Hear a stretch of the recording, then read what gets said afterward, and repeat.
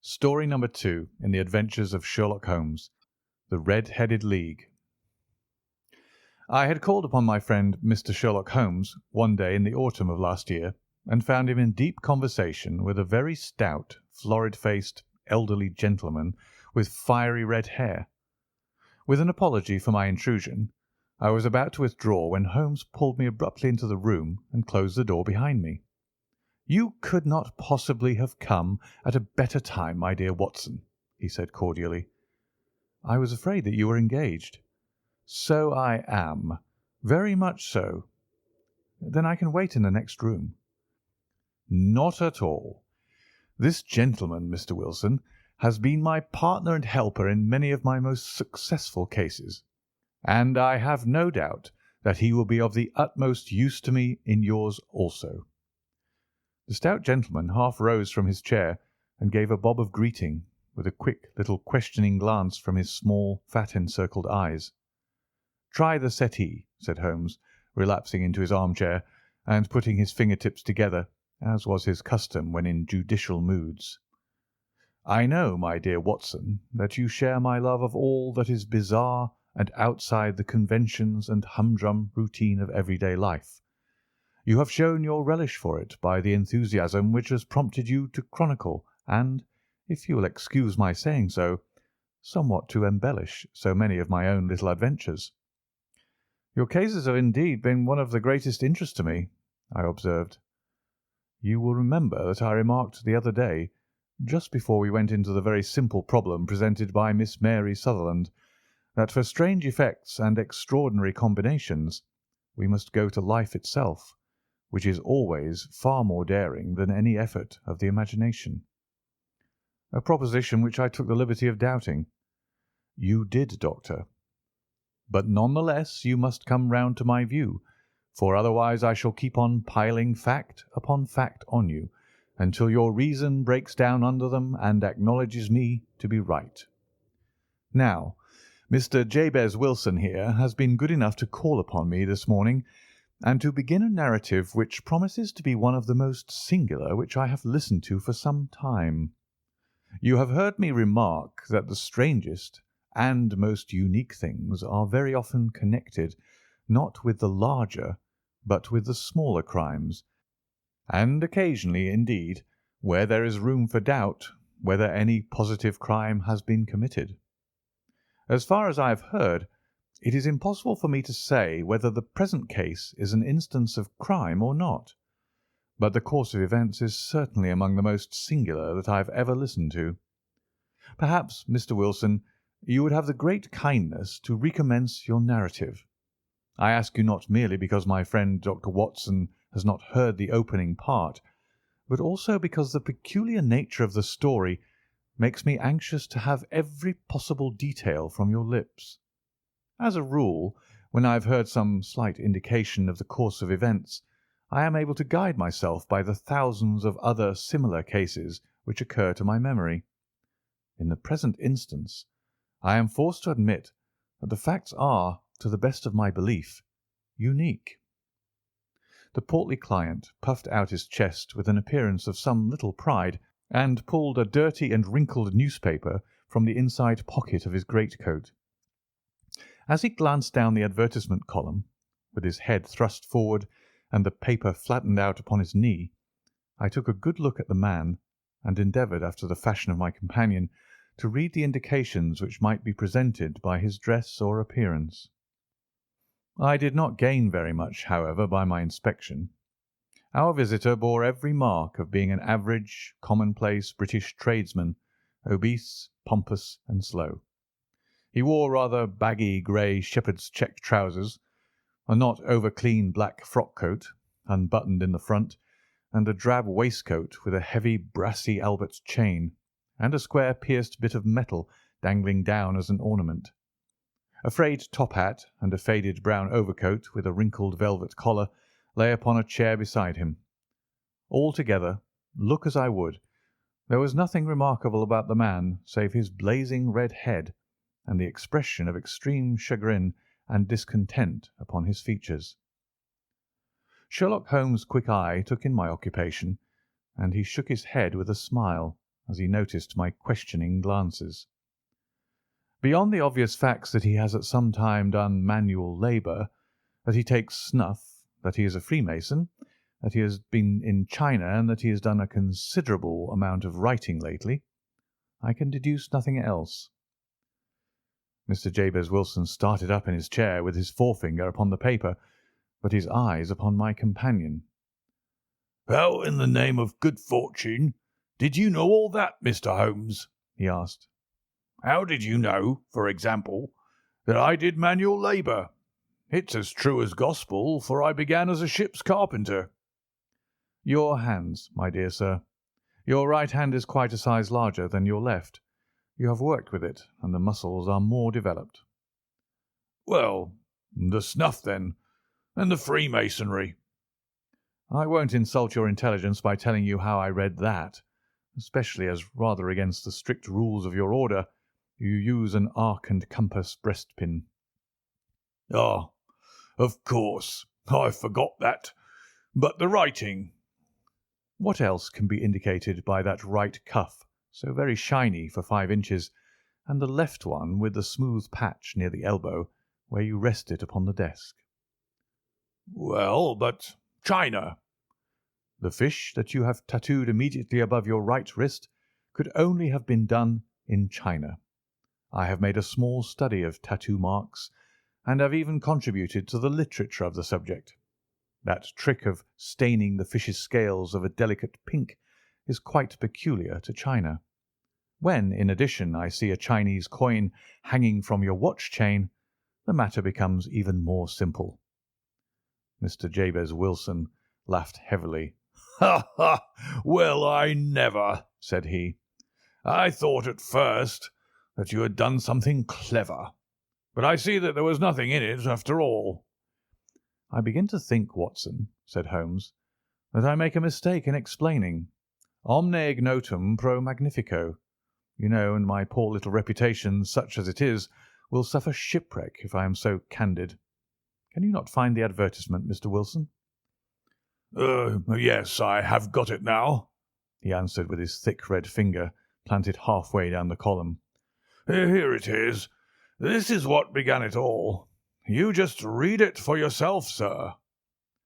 I took the paper from him and read as follows: "To the Red-Headed League. On account of the bequest of the late Ezekiah Hopkins of Lebanon, Pennsylvania, USA, there is now another vacancy open which entitles a member of the League to a salary of £4 a week for purely nominal services. All red-headed men who are sound in body and mind and above the age of 21 years are eligible.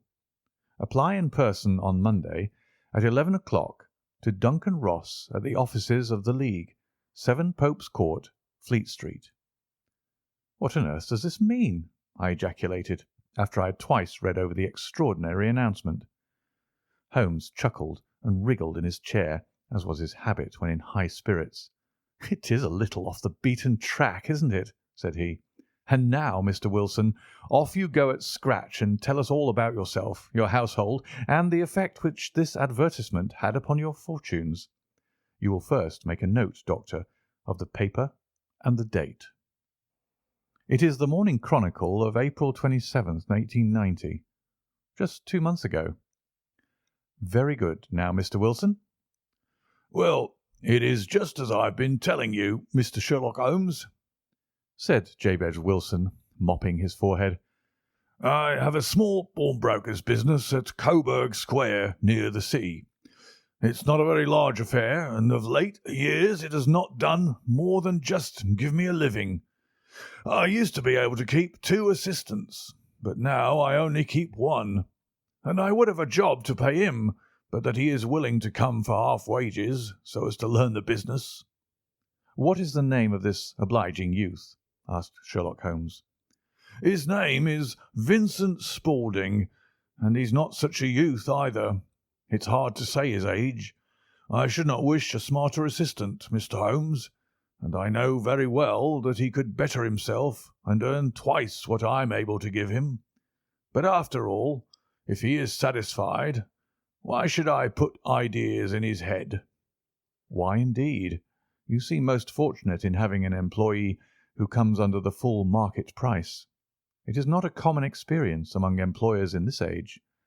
I don't know that your assistant is not as remarkable as your advertisement." "Oh, he has his faults too," said Mr. Wilson. "Never was such a fellow for photography. Snapping away with a camera when he ought to be improving his mind, and then diving down into the cellar like a rabbit into its hole to develop his pictures. That is his main fault, but on the whole he's a good worker. There's no vice in him." "He is still with you, I presume?" "Yes, sir. He and a girl of 14 who does a bit of simple cooking and keeps the place clean. That's all I have in the house, for I am a widower and never had any family. We live very quietly, sir, the three of us, and we keep a roof over our heads and pay our debts, if we do nothing more. The first thing that put us out was that advertisement. Spaulding, he came down into the office just this day, 8 weeks, with this very paper in his hand, and he says, 'I wish to the Lord, Mr. Wilson, that I was a red-headed man.' 'Why that?' I asks. 'Why,' says he, 'here's another vacancy on the League of the Red-headed Men. It's worth quite a little fortune to any man who gets it, and I understand that there are more vacancies than there are men, so that the trustees are at their wits' end what to do with the money. If my hair would only change colour, there's a nice little crib all ready for me to step into.' 'Why, what is it then?' I asked.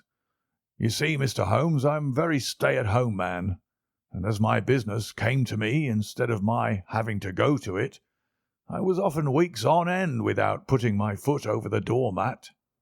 In that way, I didn't know much of what was going on outside, and I was always glad of a bit of news.' "Have you never heard of the League of the Red-headed Men?" he asked with his eyes open. "Never? Why, I wonder at that, for you are eligible yourself for one of the vacancies." "And what are they worth?" I asked. "Oh, merely a couple of hundred a year, but the work is slight, and it need not interfere very much with one's other occupations."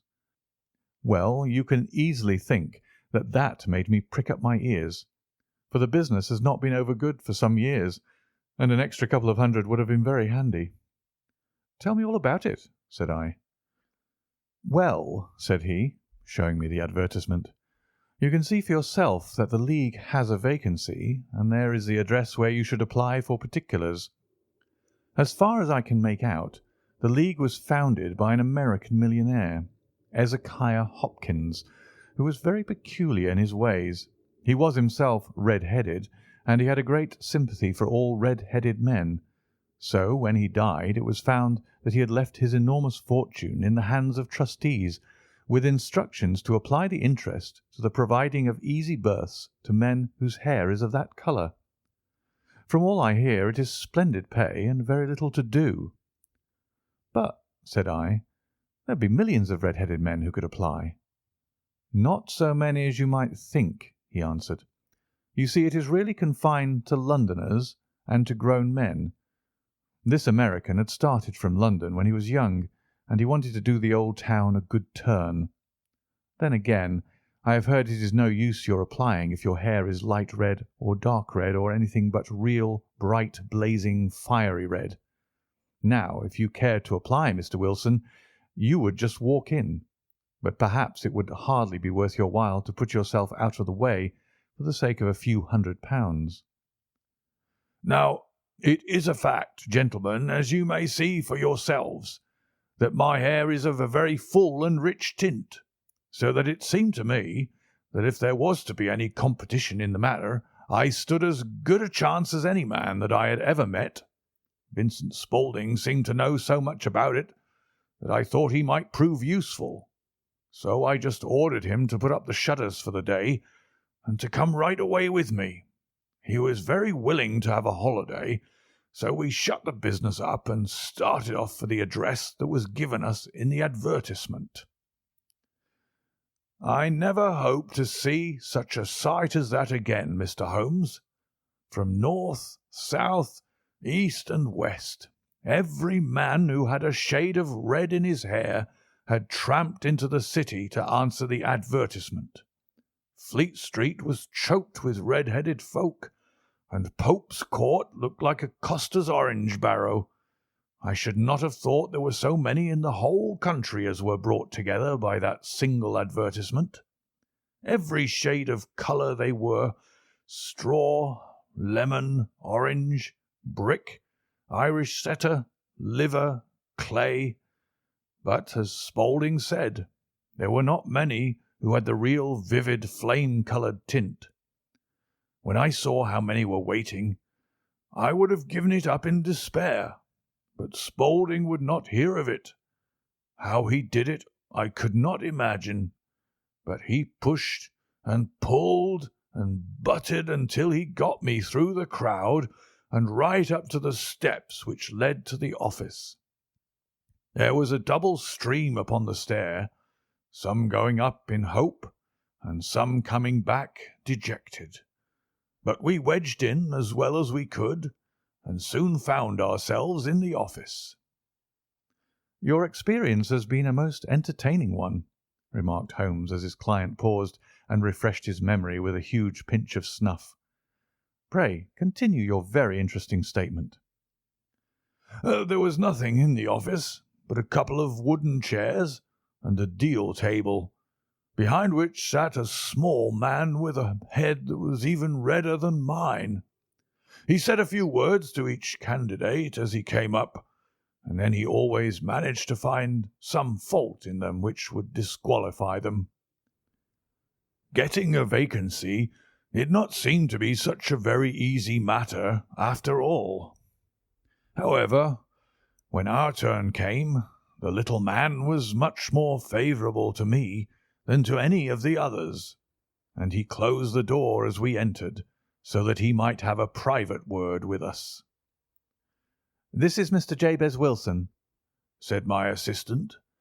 "and he is willing to fill in a vacancy in the League." "And he is admirably suited for it," the other answered. "He has every requirement. I cannot recall when I have seen anything so fine." He took a step backward, cocked his head on one side, and gazed at my hair until I felt quite bashful. Then suddenly he plunged forward, wrung my hand, and congratulated me warmly on my success. "It would be injustice to hesitate," said he. "You will, however, I am sure, excuse me for taking an obvious precaution." With that he seized my hair in both his hands and tugged until I yelled with the pain. "There is water in your eyes," said he as he released me. "I perceive that all is as it should be, but we have to be careful, for we have twice been deceived by wigs and once by paint. I could tell you tales of cobbler's wax which would disgust you with human nature." He stepped over to the window and shouted through it at the top of his voice that the vacancy was filled. A groan of disappointment came up from below, and the folk all trooped away in different directions until there was not a red head to be seen, except my own and that of the manager. "My name," said he, "is Mr. Duncan Ross, and I am myself one of the pensioners upon the fund left by our noble benefactor. Are you a married man, Mr. Wilson? Have you a family?" I answered that I had not. His face fell immediately. "Dear me," he said gravely, "that is very serious indeed. I am sorry to hear you say that. The fund was, of course, for the propagation and spread of the red heads as well as for their maintenance. It is exceedingly unfortunate that you should be a bachelor." My face lengthened at this, Mr. Holmes, for I thought that I was not to have the vacancy after all. But after thinking it over for a few minutes, he said that it would be all right. "In the case of another," said he, "the objection might be fatal. but we must stretch a point in favour of a man with such a head of hair as yours. When shall you be able to enter upon your new duties?" "Well, it is a little awkward, for I have a business already," said I. "Oh, never mind about that, Mr. Wilson," said Vincent Spaulding. "I shall be able to look after that for you." "What would be the hours?" I asked. 10 to 2. "Now, a pawnbroker's business is mostly done of an evening, Mr. Holmes, especially Thursday and Friday evening, which is just before payday, so it would suit me very well to earn a little in the mornings. Besides, I knew that my assistant was a good man, and that he would see to anything that turned up." "That would suit me very well," said I. "And the pay?" "Is £4 a week." "And the work?" "Is purely nominal." "What do you call purely nominal?" "Well, you have to be in the office, or at least in the building, the whole time. If you leave, you forfeit your whole position for ever. The will is very clear upon that point. You don't comply with the conditions if you budge from the office during that time." "It's only 4 hours a day, and I should not think of leaving," said I. "No excuse will avail," said Mr. Duncan Ross. "Neither sickness nor business nor anything else. There you must stay, or you lose your billet." "And the work?" "Is to copy out the Encyclopaedia Britannica. There is the first volume of it in that press. You must find your own ink, pens, and blotting paper, but we provide this table and chair. Will you be ready tomorrow?" "Certainly," I answered. "Then good-bye, Mr. Jabez Wilson, and let me congratulate you once more on the important position which you have been fortunate enough to gain." He bowed me out of the room, and I went home with my assistant, hardly knowing what to say or do. I was so pleased at my own good fortune. Well, I thought over the matter all day, and by evening I was in low spirits again, for I had quite persuaded myself that the whole affair must be some great hoax or fraud, though what its object might be I could not imagine. It seemed altogether past belief that anyone could make such a will, or that they should pay such a sum for doing anything so simple as copying out the Encyclopaedia Britannica. Vincent Spaulding did what he could do to cheer me up, but by bedtime I had reasoned myself out of the whole thing. However, in the morning I determined to have a look at it anyhow, so I bought a penny bottle of ink, and with a quill pen and 7 sheets of foolscap paper I started off for Pope's Court. Well, to my surprise and delight, everything was as right as possible. The table was set out ready for me, and Mr. Duncan Ross was there to see that I got fairly to work. He started me off upon the letter A, and then he left me, but he would drop in from time to time to see that all was right with me. At 2 o'clock he bade me good day, complimented me upon the amount that I had written, and locked the door of the office after me. This went on day after day, Mr. Holmes, and on Saturday the manager came in and planked down 4 gold sovereigns for my week's work. It was the same next week, and the same the week after. Every morning I was there at 10, and every afternoon I left at 2. By degrees, Mr. Duncan Ross took to coming in only once of a morning, and then, after a time, he did not come in at all. Still, of course, I never dared to leave the room for an instant, for I was not sure when he might come, and the billet was such a good one and suited me so well that I would not risk the loss of it. 8 weeks passed away like this, and I had written about abbots and archery and armour and architecture and Attica, and hoped with diligence that I might get on to the B's before very long. It cost me something in foolscap, and I had pretty nearly filled a shelf with my writings, and then suddenly the whole business came to an end." "To an end?" "Yes, sir, and no later than this morning. I went to my work as usual at 10 o'clock, but the door was shut and locked with a little square of cardboard hammered onto the middle of the panel with a tack.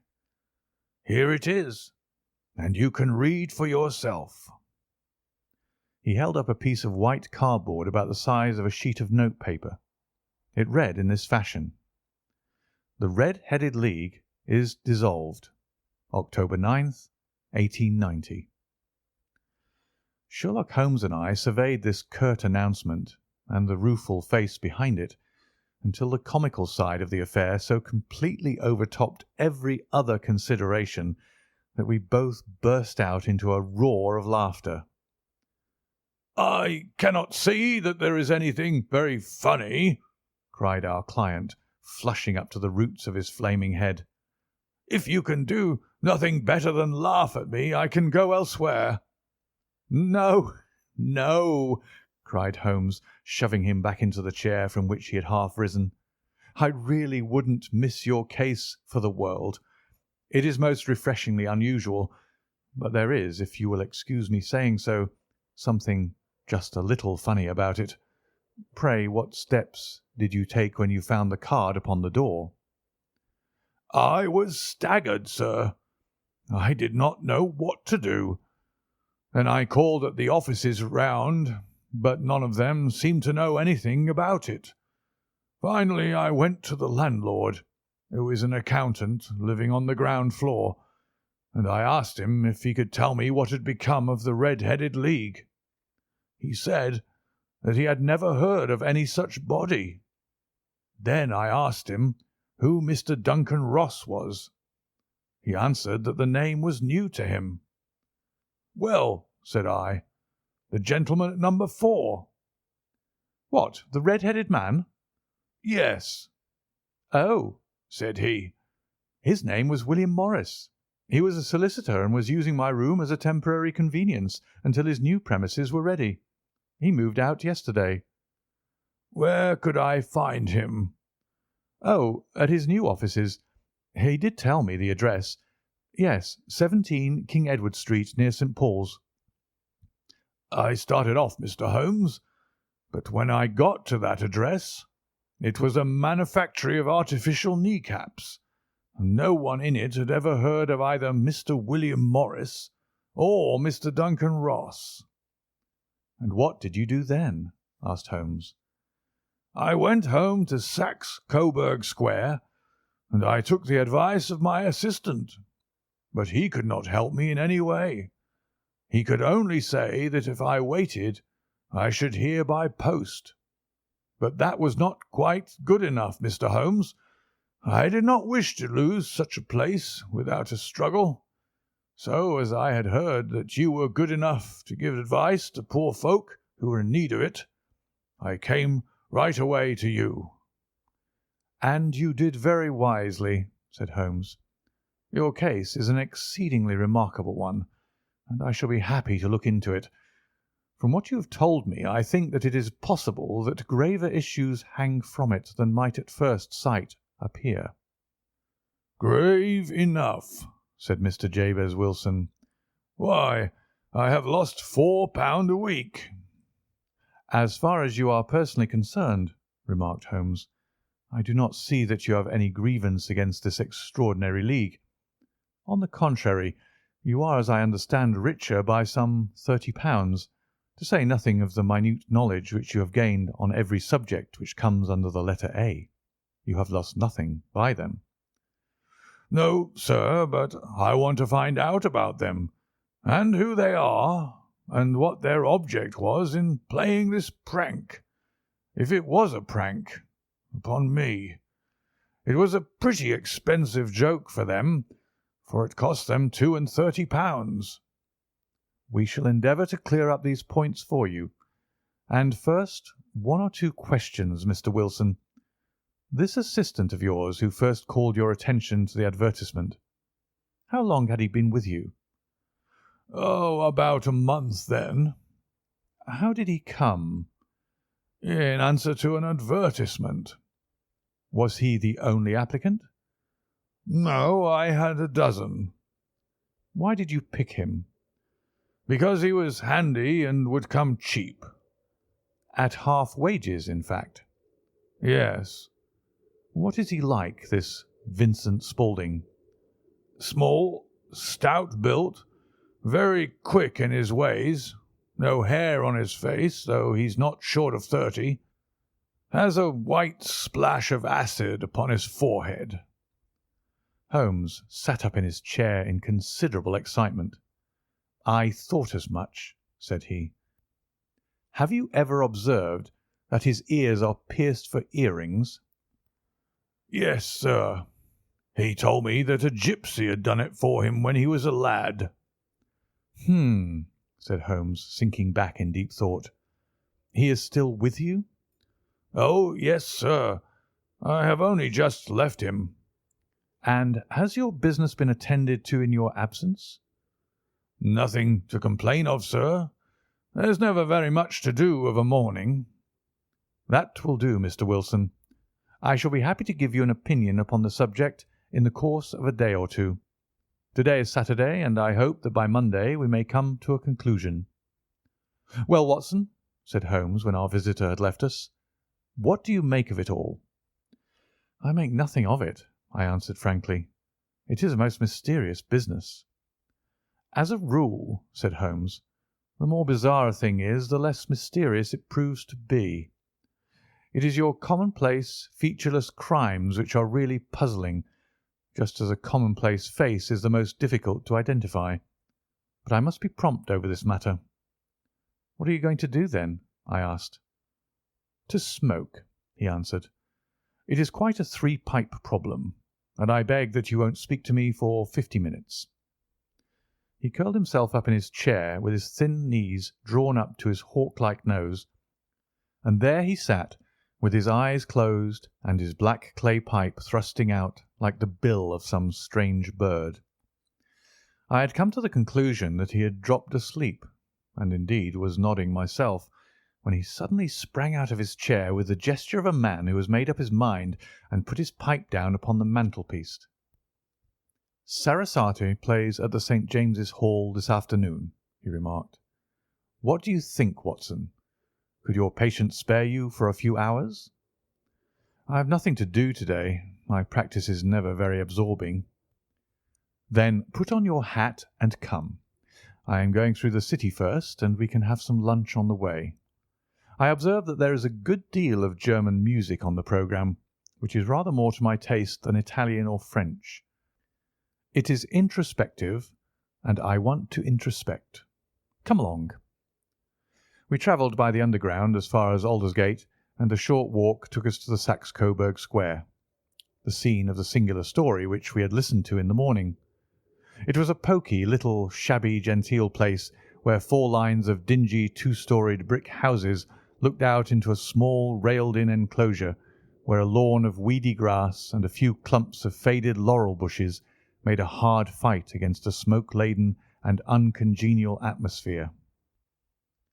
3 gilt balls and a brown board with Jabez Wilson in white letters upon a corner house announced the place where our red-headed client carried on his business. Sherlock Holmes stopped in front of it with his head on one side and looked it all over with his eyes shining brightly between puckered lids. Then he walked slowly up the street and then down again to the corner, still looking keenly at the houses. Finally he returned to the pawnbroker's, and having thumped vigorously upon the pavement with his stick 2 or 3 times, he went up to the door and knocked. It was instantly opened by a bright-looking, clean-shaven young fellow, who asked him to step in. "Thank you," said Holmes. "I only wished to ask you how you would go from here to the Strand." "Third right and 4th left," answered the assistant promptly, closing the door. "Smart fellow that. observed Holmes as we walked away. "He is, in my judgment, the fourth smartest man in London, and for daring I am not sure that he has not a claim to be third. I have known something of him before." "Evidently," said I. "Mr. Wilson's assistant counts for a good deal in the mystery of the Red-Headed League. I am sure that you inquired your way merely in order that you might see him." "Not him." "What then?" "The knees of his trousers." "And what did you see?"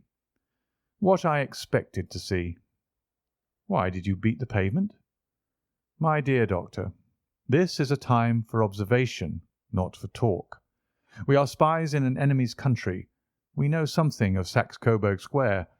Let us now explore the parts which lie behind it."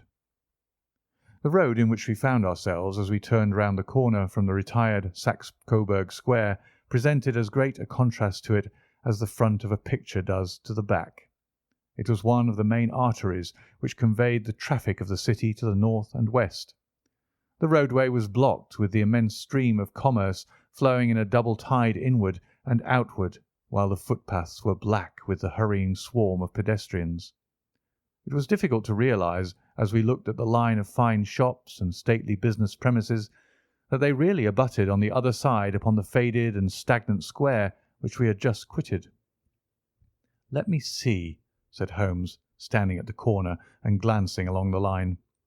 "I should like just to remember the order of the houses here. It is a hobby of mine to have an exact knowledge of London. There is Mortimer's, the tobacconist, the little newspaper shop, the Coburg branch of the City and Suburban Bank, the Vegetarian Restaurant, and Macfarlane's carriage-building depot. That carries us right on to the other block. And now, Doctor, we've done our work, so it's time we had some play.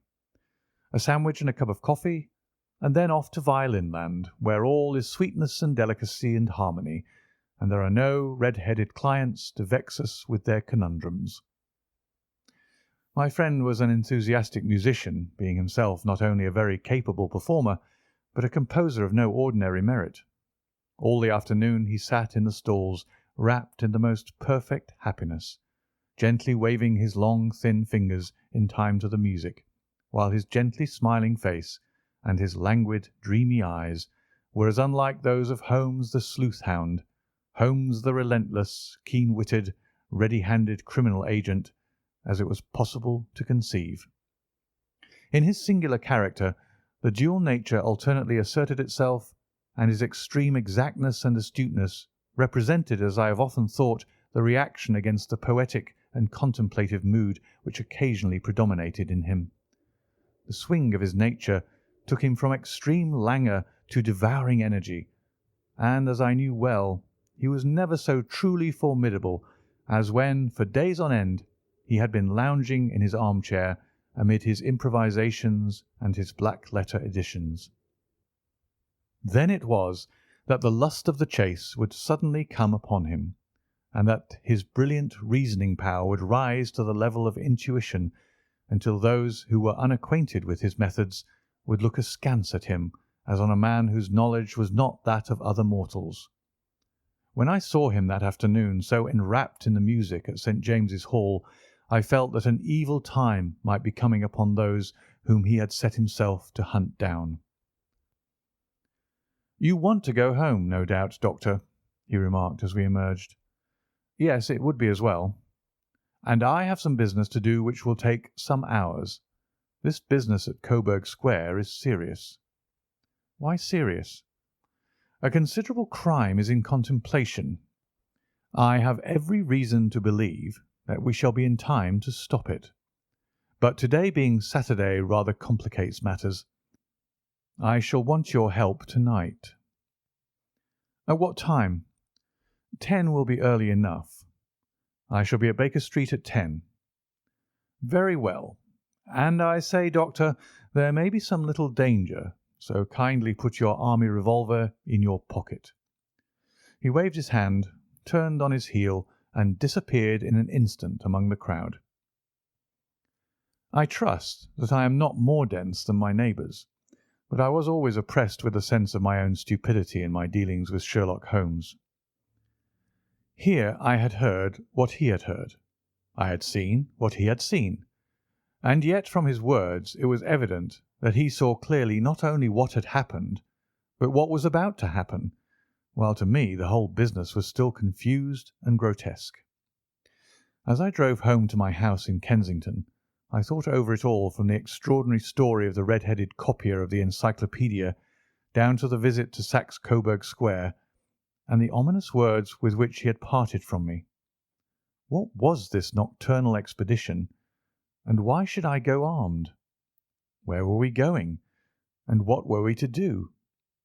I had the hint from Holmes that this smooth-faced pawnbroker's assistant was a formidable man, a man who might play a deep game. I tried to puzzle it out, but gave it up in despair and set the matter aside until night should bring an explanation. It was 9:15 when I started from home and made my way across the park and so through Oxford Street to Baker Street. 2 hansoms were standing at the door, and as I entered the passage I heard the sound of voices from above. On entering his room, I found Holmes in animated conversation with 2 men, one of whom I recognised as Peter Jones, the official police agent, while the other was a long, thin, sad-faced man with a very shiny hat and oppressively respectable frock-coat. "Ha! Our party is complete," said Holmes, buttoning up his pea-jacket and taking his heavy hunting crop from the rack. "Watson, I think you know Mr. Jones of Scotland Yard. Let me introduce you to Mr. Merryweather, who is to be our companion in tonight's adventure." "We are hunting in couples again, Doctor, you see," said Jones in his consequential way. "Our friend here is a wonderful man for starting a chase. All he wants is an old dog to help him to do the running down." "I hope a wild goose may not prove to be the end of our chase," observed Mr. Merryweather gloomily. "You may place considerable confidence in Mr. Holmes, sir," said the police agent loftily. "He has his own little methods, which are, if you won't mind my saying so, just a little too theoretical and fantastic, but he has the makings of a detective in him. It is not too much to say that once or twice, as in that business of the Sholto murder and the Agra treasure, he has been more nearly correct than the official force." "Oh, if you say so, Mr. Jones, it is all right," said the stranger with deference. "Still, I confess that I miss my rubber. It is the first Saturday night for 27 years that I have not had my rubber." "I think you will find," said Sherlock Holmes, "that you will play for a higher stake tonight than you have ever done yet, and that the play will be more exciting. For you, Mr. Merryweather, the stake will be some £30,000, and for you, Jones, it will be the man upon whom you wish to lay your hands." "John Clay, the murderer, thief, smasher, and forger.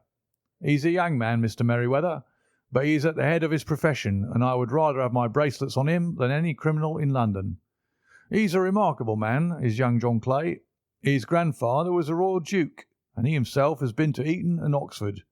His brain is as cunning as his fingers, and though we might meet signs of him at every turn, we never know where to find the man himself. He'll crack a crib in Scotland one week, and be raising money to build an orphanage in Cornwall the next. I've been on his track for years, and have never set eyes on him yet." "I hope that I might have the pleasure of introducing you tonight." "I've had 1 or 2 little turns also with Mr. John Clay, and I agree with you that he is at the head of his profession. It is past 10, however, and quite time that we started. If you 2 will take the first hansom, Watson and I will follow in the second."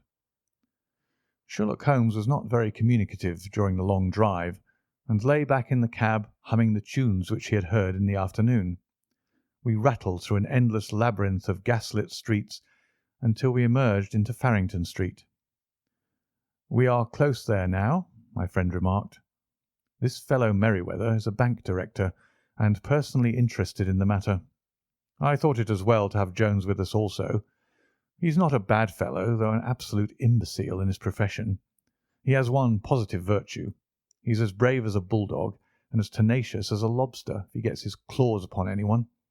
Here we are, and they are waiting for us." We had reached the same crowded thoroughfare in which we had found ourselves in the morning. Our cabs were dismissed, and following the guidance of Mr. Merryweather, we passed down a narrow passage and through a side door which he opened for us. Within there was a small corridor which ended in a very massive iron gate. This also was opened and led down a flight of winding stone steps, which terminated at another formidable gate. Mr. Merryweather stopped to light a lantern, and then conducted us down a dark, earth-smelling passage, and so, after opening a third door into a huge vault or cellar, which was piled all round with crates and massive boxes. "You are not very vulnerable from above," Holmes remarked as he held up the lantern and gazed about him. "Nor from below," said Mr. Merryweather, striking his stick upon the flags which lined the floor. "Why, dear me, it sounds quite hollow," he remarked, looking up in surprise. "I must really ask you to be a little more quiet," said Holmes severely. "You have already imperilled the whole success of our expedition. Might I beg that you would have the goodness to sit down upon one of these boxes, and not to interfere?" The solemn Mr. Merryweather perched himself upon a crate, with a very injured expression upon his face, while Holmes fell upon his knees upon the floor, and with a lantern and a magnifying lens began to examine minutely the cracks between the stones. A few seconds sufficed to satisfy him, for he sprang to his feet again and put his glass in his pocket. "We have at least an hour before us," he remarked, "for they can hardly take any steps until the good pawnbroker is safely in bed. Then they will not lose a minute, for the sooner they do their work, the longer time they will have for their escape. We are at present, Doctor, as no doubt you have divined, in the cellar of the City branch of one of the principal London banks. Mr. Merryweather is the chairman of directors, and he will explain to you that there are reasons why the more daring criminals of London should take a considerable interest in this cellar at present." "It is our French gold," whispered the director. "We have had several warnings that an attempt might be made upon it." "Your French gold?" "Yes. We had occasion some months ago to strengthen our resources, and borrowed for that purpose 30,000 napoleons from the Bank of France. It has become known that we have never had occasion to unpack the money, and that it is still lying in our cellar. The crate upon which I sit contains 2,000 napoleons packed between layers of lead foil. Our reserve of bullion is much larger at present than is usually kept in a single branch office, and the directors have had misgivings upon the subject." "Which were very well justified," observed Holmes. "And now it is time that we arranged our little plans. I expect that within an hour matters will come to a head. In the meantime, Mr. Merryweather, we must put that screen over that dark lantern." "And sit in the dark?"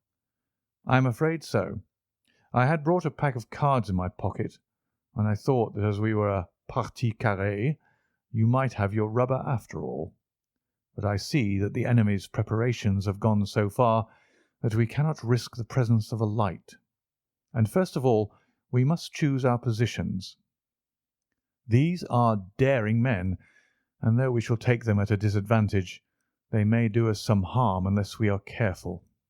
I shall stand behind this crate, and do you conceal yourselves behind those. Then, when I flash a light upon them, close in swiftly. If they fire, Watson, have no compunction about shooting them down." I placed my revolver, cocked, upon the top of the wooden case behind which I crouched. Holmes shot the slide across the front of his lantern and left us in pitch darkness, such an absolute darkness as I had never before experienced. The smell of hot metal remained to assure us that the light was still there, ready to flash out at a moment's notice. To me, with my nerves worked up to a pitch of expectancy, there was something depressing and subduing in the sudden gloom and in the cold, dank air of the vault. "They have but one retreat," whispered Holmes. "That is back through the house into Saxe Coburg Square. I hope that you have done what I asked you, Jones." "I have an inspector and 2 officers waiting at the front door." "Then we have stopped all the holes, and now we must be silent and wait." What a time it seemed!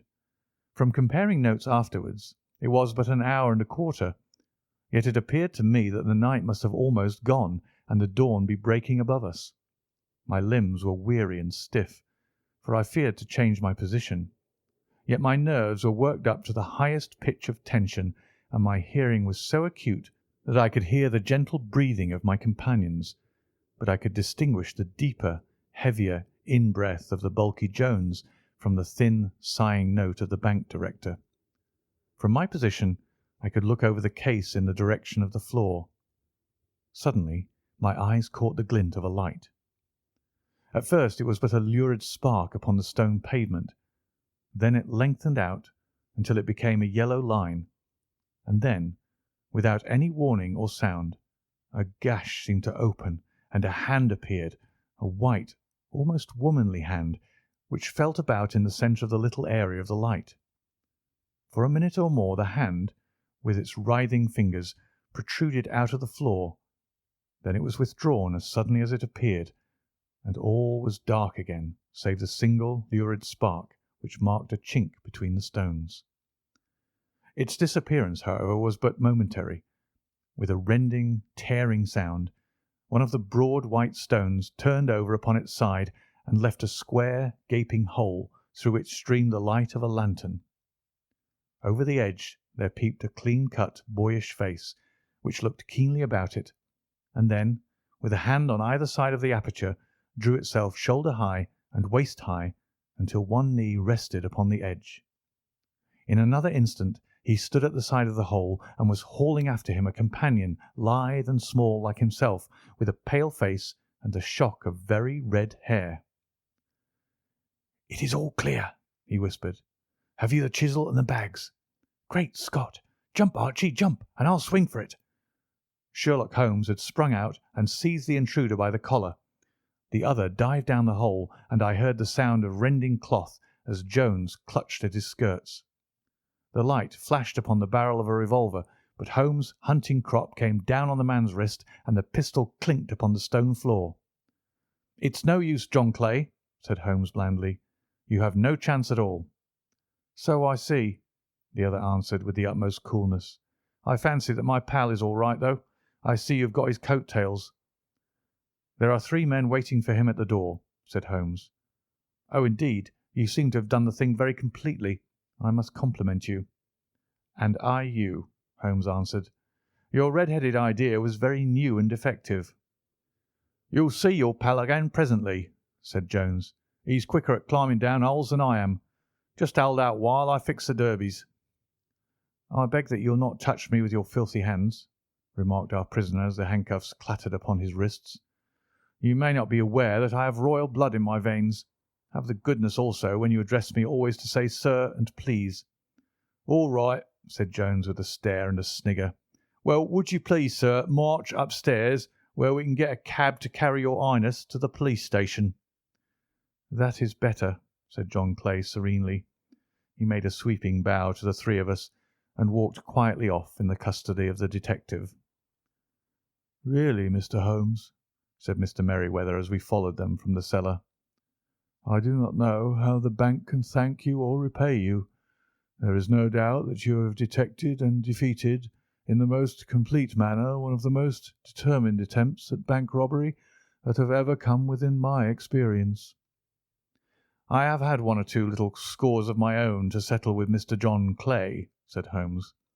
"I have been at some small expense over this matter, which I shall expect the bank to refund. But beyond that I am amply repaid by having had an experience which is in many ways unique, and by hearing the very remarkable narrative of the Red-Headed League. You see, Watson," he explained in the early hours of the morning as we sat over a glass of whisky and soda in Baker Street, "it was perfectly obvious from the first that the only possible object of this rather fantastic business of the advertisement of the League and the copying of the encyclopaedia must be to get this not over-bright pawnbroker out of the way for a number of hours every day. It was a curious way of managing it, but really it would be difficult to suggest a better. The method was no doubt suggested to Clay's ingenious mind by the colour of his accomplice's hair. The £4 a week was a lure which must draw him, and what was it to them who were playing for thousands? They put in the advertisement.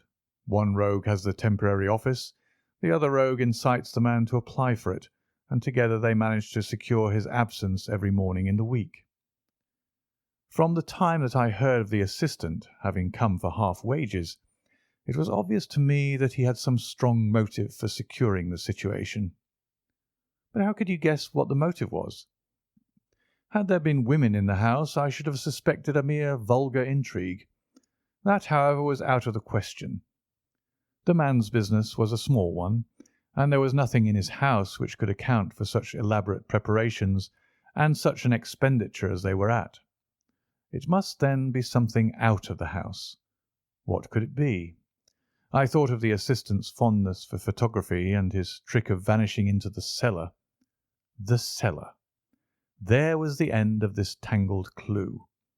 Then I made inquiries as to this mysterious assistant, and found that I had to deal with one of the coolest and most daring criminals in London.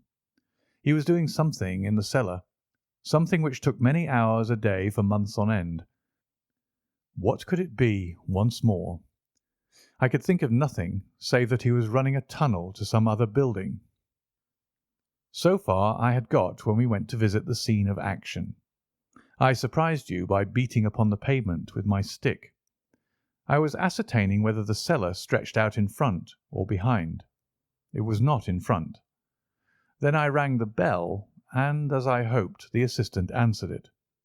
We have had some skirmishes, but we had never set eyes upon each other before. I hardly looked at his face. His knees were what I wished to see. You must yourself have remarked how worn, wrinkled, and stained they were. They spoke of those hours of burrowing. The only remaining point was what they were burrowing for. I walked round the corner, saw the City and Suburban Bank abutted on our friend's premises, and felt that I had solved my problem. When you drove home after the concert, I called upon Scotland Yard and upon the chairman of the bank directors, with the result that you have seen. And how could you tell that they would make their attempt tonight? I asked. Well, when they closed their League offices, that was a sign that they cared no longer about Mr. Jabez Wilson's presence. In other words, that they had completed their tunnel. But it was essential that they should use it soon, as it might be discovered or the bullion might be removed. Saturday would suit them better than any other day, as it would give them 2 days for their escape. For all these reasons, I expected them to come tonight. You reasoned it out beautifully, I exclaimed in unfeigned admiration. It is so long a chain, and yet every link rings true. It saved me from ennui, he answered, yawning. Alas, I already feel it closing in upon me. My life is spent in one long effort to escape from the commonplaces of existence. These little problems help me to do so. And you are a benefactor of the race, said I. He shrugged his shoulders. Well, perhaps, after all, it is of some little use, he remarked. L'homme c'est rien, l'œuvre c'est tout, as Gustave Flaubert wrote to George Sand. End of The Red-Headed League.